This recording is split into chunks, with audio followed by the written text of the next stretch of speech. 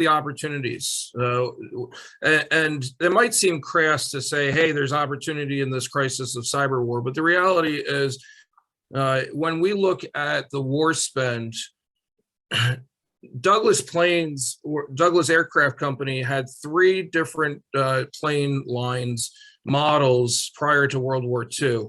And when the time that World War II ended, they had 45 in production. That's a huge amount that the government spent on military equipment that turned around and became commercial use. If we look at post 9/11, what the United States recognized was that we had a huge interoperability challenge.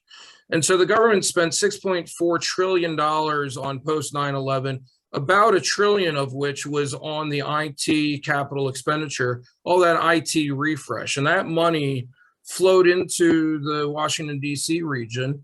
And all of the defense contractors saw their valuation multiples increase.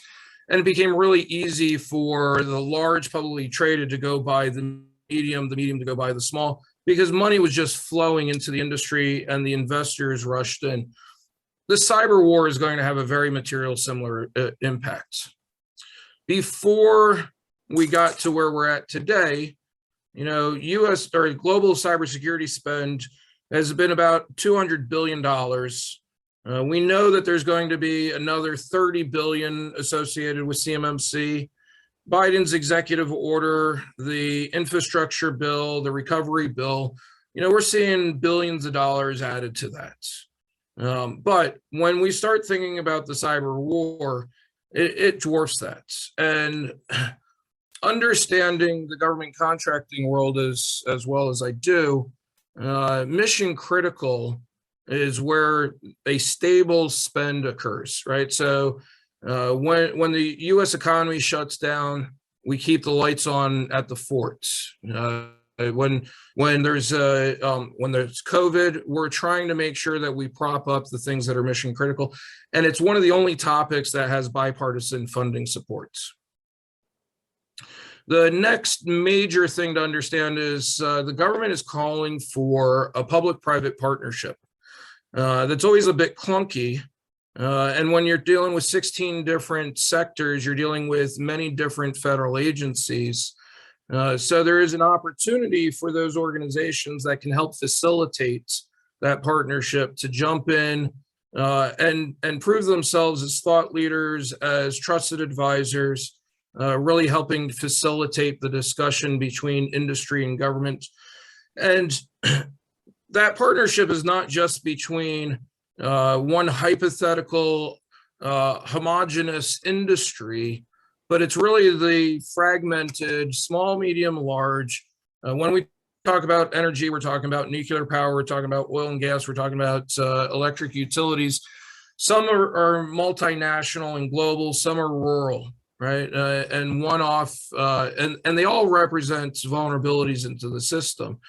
So it requires a lot of work. It requires an investment in time and energy to really build a relationship with not only the Department of Energy, not only the individual, say, Duke Energy, but you also have to form the partnership with the North American Transmission Forum, the Mid-Continental Independent Service Operators, the Tennessee Valley groups. You've got to be an advocate for all of the ecosystem participants in each of those sectors. So there's a lot of work around that. Cliff, did you want to add anything to that? Yeah, the one thing I want to add is, there's two things I want to talk about. One is, what's driving all this? Effectively, we're at war right now, okay? And we have a 5-front war, okay? We have a current war with criminals. Okay, it may not fit the definition of historic wars, but the criminals are out there kicking butt and they're making billions, and they just see no end to this supply of money because our justice system hasn't kept up with it. Two, we have this low-cost weapon that's easier to execute with bigger impact that the terrorists now see. And there's a whole market out there for terrorists. So we got this terrorist threat that's absolutely growing, and they're just they don't care about if it gets out of control or any of those things. That doesn't bother them. That's just all bonus for those guys. Then we have two real big players that are really more in that more traditional war type mode, and that's Russia and China. Okay, when I talk to the Australians, they're watching the Russians, but it's all because they think the Chinese are watching the Russians, and it's going to happen over there on their side of the earth too. And there's no question, the U.S. and its NATO allies are looking at both fronts, and that's the more traditional war. But then we have the fifth area, and that is the tier 2 nation states, the Iraq, the Iranians, the North Koreans, some of the Africans. We have a multi-front war, and I think that's why you're seeing new branches of the government forming, huge monies, and most of what Jason's talking about in monies are those that are made public. But Right. we also know that there's potentially far more monies On Title that are 15 not and public in this domain, because this isn't a clip observation that we have a big 5-front war. I can tell you every government is concerned about the 5-front war right now. So the government really has a carrot and a stick. And so the stick we've already talked about is the regulations, and that only gets you so far. But the government has a responsibility to, pay for the things that industry can't pay for. And some of that is, can Bank of America subsidize? Well, yeah, they can, but they have a competitive advantage not to subsidize, right? The under-resourced entities within those 16 critical infrastructure sectors, they're barely break-even profit on their operations as it is. Do they have the capital budget to go take out all of their legacy IT, their legacy OT? And in some of these worlds, those legacy OT are 50 years old. And they're not prepared to go do this capital expenditure refresh. So the government is really responsible for stepping up. And I think we're going to see a lot in the tax credits, rebates, and grants for CapEx expenditures going back to the energy sector. You can do a rate refresh to go pick up that increased cost, but that takes you 18 months. And there's a political ill will to raising the rates too much, especially in this time of inflation. We're concerned about the U.S. economy. The second is research and development. The government does a great job with that. They do a phenomenal job of spending billions of dollars on research, and I'll talk more about that later on. They don't do a great job of getting that research into the hands of the industrial cyber war defender. The next piece, there is an operator's laboratory for test and evaluation of cybersecurity, and that's a problem. So I fully expect to see the government funding a lot of third-party test and evaluation of critical security measures, whether it's in communications, it's in industrial control systems, it's in protecting any of those sectors. There's a lot of work that needs to be done. And then the last, and it's fairly obvious, there's 4 million open cybersecurity jobs before the United States wakes up to the cyber war. There will be probably 8 million positions opened in the next 2 years here, and we just lack the workforce to go do that. Comparing ourselves to our adversaries, the Chinese graduate 1 million students a year that have some concentration on cybersecurity. We need to do a lot better job of that. And the government is starting to put money into workforce development. We see some really great programs throughout the United States. The second component of this is the thesis, and certainly one that I fully buy into. The cyber capabilities and the technologies developed by and for the Defense Department, for the intelligence community, it's superior to the private sector. I say this flippantly, but if you walk RSA, you see technologies that the NSA had 20 years ago. And they're pitched as though they're innovative. And there's a reason for this. It started in the US intelligence community. We have far more budget to go secure those mission critical facilities, and they've been doing it for far longer. Cliff talked about well before 2005. My focus has been 2005 and on. And we've seen hundreds of billions of dollars of cleared budget discussed on cybersecurity spend. How much of the classified budget has been there? The R&D that is performed by our 17 national laboratories, and really it's the 10 that focus on cybersecurity, that they leverage US cyber capabilities. They're not going out and doing research on a hunch. They have a customer that's come to them and said, hey, we need this particular solution based off of a problem that most people don't know about. And as a result, they get access to the technologies and the resources of the US government. So the big question here is, how do we take these technologies, these capabilities, these government contractors and the agency, the civilians and the military employees that are fighting the cyber war? How do we get those skills transferred into industry, the critical infrastructure sectors? Do you want to add anything? Yeah, I want to go back to the fact that we're $4 to $8 million short, okay, on the people. Yeah, 48 million people short. Yeah. Yeah, and so what I think you're also going to see is big pressure in the product segment, okay, to have more, AI and features like that, so they can almost begin to self-configure and manage themselves. So we have the market of SOAR, the orchestration and response to events. Yep. We have the detection is getting more and more challenging. And we're moving to the zero trust model. Behavioral analytics are going to become a big player in the future. And these tools have got to become less complex to operate and not require the cost and skills it takes to do it. And then most of these products that have high costs and skills to implement don't carry the same amount of expertise of how they fit with others in providing a holistic capability. So I think we're going to see a continued pressure for these people who build products to make these products easier to deploy and more self-aware of what's going on in the environment to provide actionable intelligence to those who they serve. Well, that leads us exactly to this, right? So what are the holistic solutions? It is a war. It's got offense and it's got defense, and the United States is very actively involved in the cyber war on an offensive front. You need to have the ability to run the missions, and doing so, whether it's performed by the three-letter agencies or it's being performed by a cyber criminal, you need to have the clandestine infrastructure. If you're hosting your implants and your exploits on Amazon Web Services, they're going to find it and they're going to shut it down, right? So you need these clandestine infrastructures. You need a test range, and you need it on both sides. You need to be able to do the test and evaluation on the defense, but you also need the test range on the offense.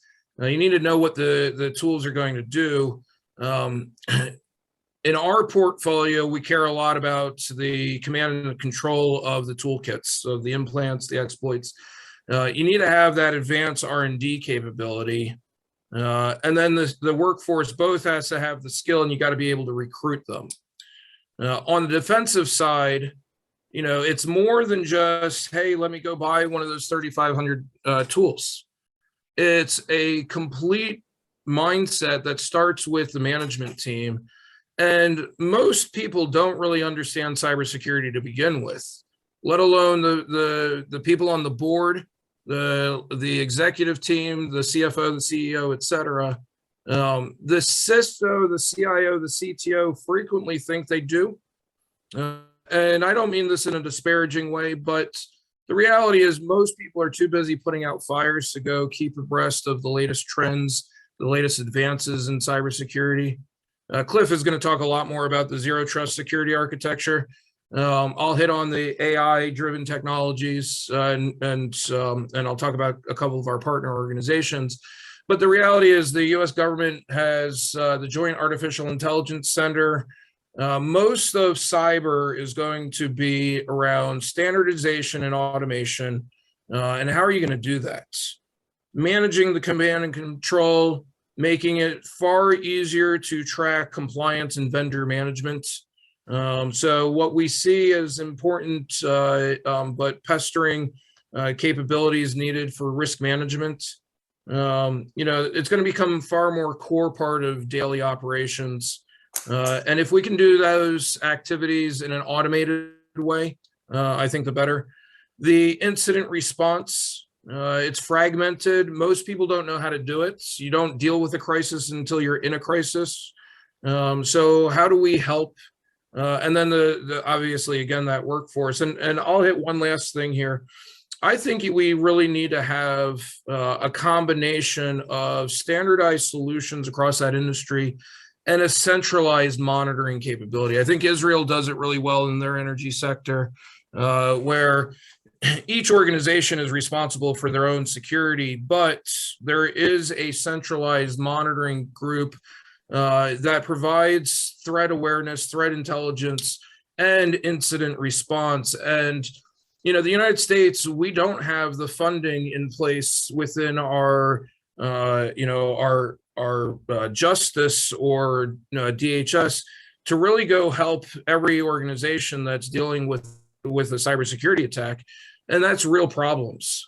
So everything that we believe in, it's based off of the standards that as Cliff was talking about, the nuclear weapons, the NIST NICE standards. So how do we build these? How do we bring them to each of the 16 critical infrastructure sectors? And you can see this by itself is a complex effort. So there's a lot of collaboration. There's a lot of opportunity to bring many, many organizations into the fold. As long as we're looking to create that in a collaborative way, we have a good shot of rectifying the situation. Cliff, I'll turn it over to you. I want to respond to a couple of points. I think one thing is, again, 3,500 plus solutions out there today, rising quickly because there's a lot of money, as Jason talked about, entering this market. But I think what's going to happen is we're going to see a filter being applied to the 3,500 by each of these sectors, because it is just too complex. And so I don't think we're going to get to one single template per sector, but we're going to have a much more rationalized set. So maybe for a particular industry, it becomes more like 500 instead of 3,500. And that will, that 500 will be different based on which of the 16 sectors are being served. So I think that's one thing that's happening. Another thing Jason touched on is incident response. The problem is, in today's world, at the speed at which the sophistication of the attack, incident response in most organizations is too late. Okay, that has to be pushed way to the left. It needs to be incident preparedness and response in a unified process. You need to see it coming, and you need to take the action before it activates. Okay, so you need, you should need to start detecting, if you're familiar with some of the typical deployment models, when the bad guy's out there doing reconnaissance, you need to detect the reconnaissance and shut down that door right then. You can't wait for the exploit. So a lot of companies think they're in a good place, because 10 years ago, 20 years ago, you had incident response playbook and you turned off the power and you're able to restore. That ain't it. And then again, a recent company I worked with, a major corporation you'd all recognize, they have a centralized incident response group, okay? And that's awesome. I said, how many cyber attacks have they dealt with? Well, none. So your first big one's going to be the one they're going to try it out. I mean, that's not going to work for you guys. It's not going to happen. You need something local. Maybe when you're talking about how you're going to communicate to the press, they're going to be an awesome team and resource to you. But you need to start working on incident response and incident preparedness response on cyber today. And you need to make it an everyday event. And the big cultural change I was trying to push to them is, in most organizations, when something goes wrong in a plant, I'm just going to say a manufacturing plant, the first assumption is a piece of equipment has failed. Okay, you need to turn that attitude around. Is we were just under a cyber attack, and a cyber attack took that piece of equipment down. And when you can prove that false, then you can turn it over to ops. not Right. in the reverse, which was ops, and we can't figure, it doesn't look like anything broke, must be a cyber thing. It's too late, it's over. That philosophy is no longer a manageable philosophy. So now I'm going to jump up to the zero trust part. You know, we talked about SolarWinds, and you know, what they did basically there was said, you know, we're going to have an assumed trust to that particular supplier.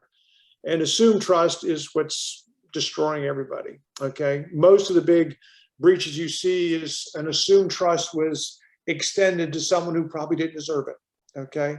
And they were compromised relatively simply, okay? They didn't have sophisticated security. They went and found the weak link. It's over here. That firm has assumed trust with something that we're really actually targeting. So you're going to be attacked indirectly in almost every case. I would say 90% are indirect attacks based on a violation of assumed trust. And so assumed trust in zero trust, I really break it down into three parts. What are you doing to authenticate the asset or entity is the entity assumed to be? Okay, and this is really challenging in the OT world. You know, we're all used to password and, you know, maybe a multi-factor, something with the phone or a PIN or whatever. Pressure gauges aren't real good at that. Okay, so how do I assure that that pressure gauge is the pressure gauge that's controlling my plant? And depending on what industry you're in, a pressure gauge or a thermostat can make or break and destroy your plant or cause great harm or destroy a formula, whatever. So you can't use that traditional ID password thing. That ain't going to work. So we need to have new solutions for authentication. Then it becomes authorization. That's a second big thing. How do we manage the authorization? And where we are today, and you may have heard this, is something called privileged account management. And we as a nation, any corporation just about, I haven't really encountered the contrary to this, is overprivileged. You're given an account and you have privileges that you might use. Okay, and then in the privilege, when I've gone to certain organizations and they measure how many people have privileged accounts active in their network in the hundreds or thousands. And you have to ask yourself, why? Okay, and do they really need all the privileges they have active? And do they need those active privileges right now in production? Because most of our cyber attacks are the assumption of a privileged account, and that's how they make changes to your environment and load software. So authorization in terms of what capabilities and functionality are you going to allow that entity to have, that is going to have to take a magnitude of improvement of focus on how we manage authentication. And then the last thing is, so I got this authentication, authorization, and now I'm in the environment. Is my environmental integrity protected? So do I know the bounds of my network? Have I obfuscated visibility to that environment? And there's a whole bunch of other zero trust capabilities. And what I've been working on, and you saw perhaps the name Stealth Path on an earlier slide, I've been working with the Stealth Path organization, consulting with them and the government on what does it mean in terms of zero trust, okay? To too many, it's just a marketing term that everyone uses, okay? But where the government is today, with all the things that you see and have heard so far from Jason and myself, is no. What we need is a capability model. We need to understand what capabilities we must exhibit to operate a zero trust model. So you have NIST out there doing some great work, and they put out together some architectures. And then DISA came out with their zero trust pillars, more architecture, very little capability. And the Defense Department, and I've been working with the United States Army particularly, have said, that's all good, we like it, but what we really need to know is what capability are we going to instantiate with this architecture? And where are we on this journey and capability? So we've been working with organizations, and I think all organizations are struggling with this, is what exactly do we need for our risk profile to protect our most critical assets. Okay, what capabilities do we need, and where are we on that journey? And it is really a lot of work to figure that out on your own. And this is another, I think, evolution of the market that will take place over the next 5 years, is just as we saw with cloud, started out as a big marketing word. And today, I think there's a reasonably good understanding of what cloud means today and how it's segmented and what the capabilities are, and decomposition of products. And they know how to position themselves in a framework. Zero trust is not there. But if you look at guidance coming out of any government, they're saying the word zero trust, okay? And so people are struggling. What does that mean? And I think that basically the big thing is you need to start with the concept that you cannot assume trust of anything, that you are always compromised. And in an always compromised model, how do we mitigate the impact of compromise? Yeah, Back to you, Jason. Yep. So, and this is a slide that we don't have to spend a whole lot of time with, but it's part of the problem. Part of the challenge is you need to be able to facilitate conversations across the entire ecosystem. And there are just so many different participants, and many of them have countering motivations. So understanding how to align the technologists, the strategic partners, doing the workforce development and the test and evaluation, those are all really important things for whether it's an emerging cyber technology, it's trying to figure out how to stand up or improve your cyber posture, and you're a member of, any of the critical infrastructure sectors. You need to have reach. And one of the big challenges is understanding who is that trusted partner. How do I gain access? How do I serve as a trusted advisor or a trusted partner to that other part of the ecosystem when it is a field that, ironically, Cliff, as you're saying, is filled with zero trust of the participants? So, how do we do that? Cyber Capital Partners, we spend a lot of time building relationships across the ecosystem, and we welcome any time that an organization needs access to another part. We're happy to facilitate that conversation.